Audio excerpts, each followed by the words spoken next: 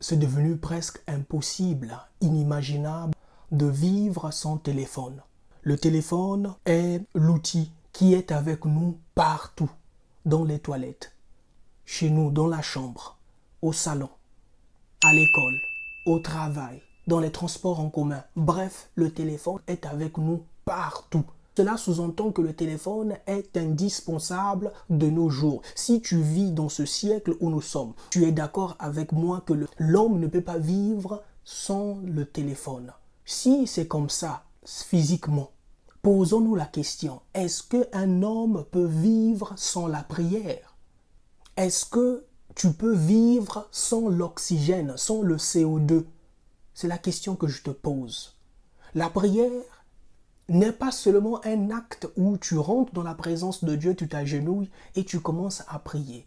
La prière, c'est d'abord lorsqu'une personne décide de prier. C'est un acte qui est très puissant. Cela veut dire que avant même que tu poses tes genoux par terre, tu reconnais que l'homme ne vivra pas seulement de pain, mais la prière aussi vivifie.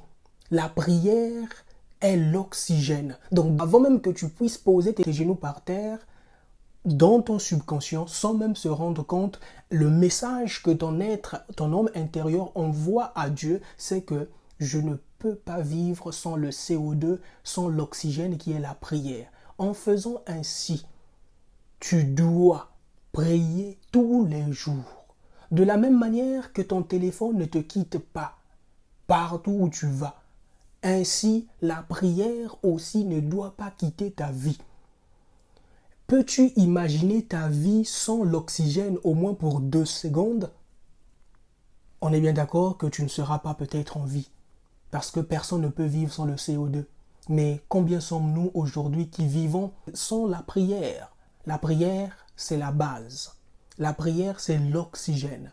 Tout ce que tu accompliras ici-bas, tout ce que tu voudras réaliser ici-bas, tu l'obtiendras qu'à travers la prière. S'il y a une chose que le diable essaie de combattre, coûte que coûte, dans cette génération, c'est doter chez nous, les enfants de Dieu, une vie de prière consistante. Voilà pourquoi nous avons des applications qui naissent de gauche à droite. Le but, c'est vraiment de nous plonger dans la distraction totale, d'oublier qu'on a des moments, on doit avoir des moments d'intimité avec Dieu. Et là, si le diable t'a ôté, si le diable a mis à terre ta vie de prière pour t'abattre, c'est juste quelque chose en un claquement de doigts qui peut se faire. Je t'encourage de commencer à prier, mais de prier vivement. Jésus pouvait dire à ses disciples de prier et de ne jamais abandonner. Mais pourquoi Jésus disait à ses disciples de toujours prier et de ne jamais abandonner? Un peu plus tard, on peut dire que venez et priez afin que vous ne tombiez pas en tentation. Mon frère, toi et moi qui sommes dans cette génération, tu dois savoir une chose.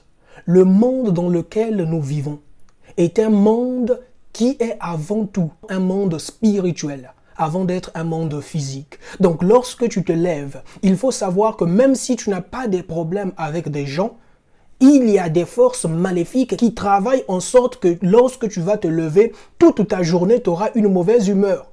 Beaucoup de personnes ne savent pas ça.